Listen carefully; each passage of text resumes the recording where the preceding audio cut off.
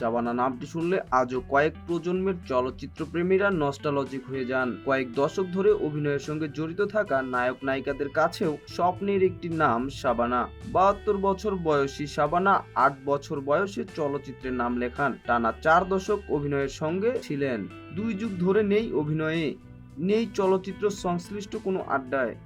অথচ তিনি এখনো আলোচনায় থাকেন। টেলিভিশন চ্যানেলে কোনো না কোনো ছবির সম্প্রচারের মাধ্যমে তিনি ভক্তদের মাঝে থাকেন। যে শাবানা একসময় অভিনয় দিয়ে সবাইকে মাতিয়ে রাখতেন, তিনি 24 বছর ধরে দেশেই নেই। তাকে খুঁজে পান না চলচ্চিত্র সংশ্লিষ্ট হাতে গোনা 2-1 জন ছাড়া। এখন তিনি স্থায়ীভাবে যুক্তরাষ্ট্রে থাকেন। সঙ্গে আছেন প্রযোজক স্বামী ওয়াহিদ সাদিক ও 3 সন্তান। হঠাৎ বাংলাদেশে আসেন, কয়েকদিন পরিবার ও স্বজনদের সঙ্গে কাটিয়ে আবার উড়াল দেন যুক্তরাষ্ট্রে। পরিবারের সবাইকে নিয়ে নিজের মতো করে থাকতেই যেন আনন্দ তার। তাই তো সন্তান ও নাতি নাতনিদের নিয়ে কাটে তার সময়। শাবানা যখন অভিনয় ছাড়েন তখন ফেসবুক ছিল না, সামাজিক যোগাযোগের অন্য কোনো মাধ্যমও ছিল না। তবে অ্যানালগ যুগের শাবানা যেন ডিজিটাল যুগেও আলোচনায় থাকেন তার অসাধারণ সব কর্মের কারণে। নাতি নাতনিরা এসবের খবর শাবানার কাছে পৌঁছে দেন। অভিনয়ের চূড়ান্ত ব্যস্ত সময়ে যুক্তরাষ্ট্রে পাড়ি জমানো শাবানাকে পরে একাধিকবার নতুন চলচ্চিত্রে দেখা যাবে এমনটা শোনা গিয়েছিল। এর মধ্যে বেগম রোকেয়ার জীবনী নিয়ে তৈরি একটি চলচ্চিত্রের কথা বারবার শোনা গেছে।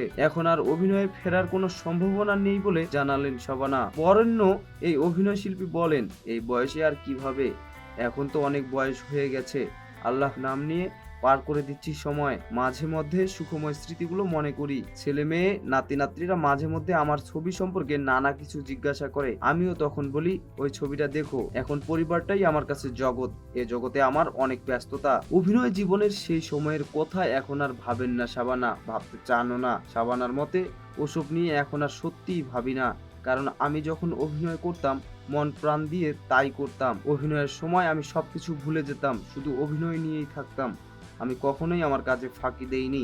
ভালো খারাপ যদি কিছু হয়ে থাকে তার দর্শকেরাই বলবেন। একজন অভিনেত্রী, সঙ্গীত শিল্পী, খেলোয়াড়, রন্ধনশিল্পী সবাই কিন্তু চান তার সেরাটা উপহার দিতে।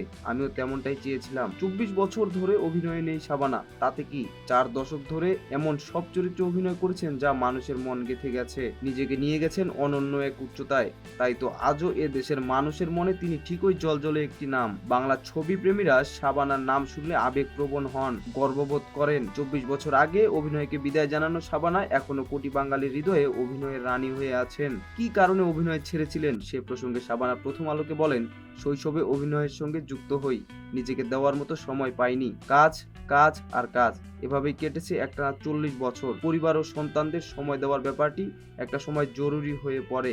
দেশের বাইরে পড়াশোনার বিষয়ও ছিল, তাই সন্তানদের ভবিষ্যতের কথা চিন্তা করে অভিনয়টা ছাড়তে হয়েছে। শাবানার আসল নাম আফরোজা সুলতানা রত্না। চলচ্চিত্র অভিনয়ের আগে তার নাম বদলে শাবানা রাখা হয়। 1967 সালে পরিচালক এহতেশামের উর্দু ছবি চকরি দিয়ে পর্দায় আগমন। 4 দশকে শাবানা অভিনীত ছবির সংখ্যা 500 এর মতো।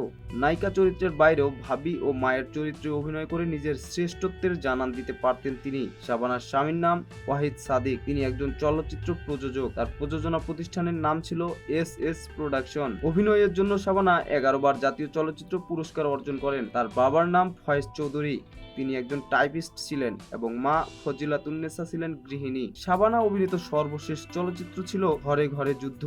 পৈতৃক বাড়ি চট্টগ্রামের রাউজান উপজেলায় ডাবুয়া গ্রামে হলেও শাবানা জন্মগ্রহণ করেন ঢাকার গেন্ডারিয়ায়। 60-এর দশকের শুরুতে নতুন সুর ছবিতে শিশু শিল্পী হিসেবে চলচ্চিত্রে অভিষেক ঘটে শাবানার। 1967 সালে চকরি ছবিতে তার বিপরীতে অভিনয় করেন নাদিম। এরপর একে একে ভাত দে, 2 পয়সার আলতা, রাঙ্গা ভাবি, মাটির ঘর সহ অসংখ্য দর্শক নন্দিত চলচ্চিত্র উপহার দেন বাংলা চলচ্চিত্রের এই গুণী শিল্পী।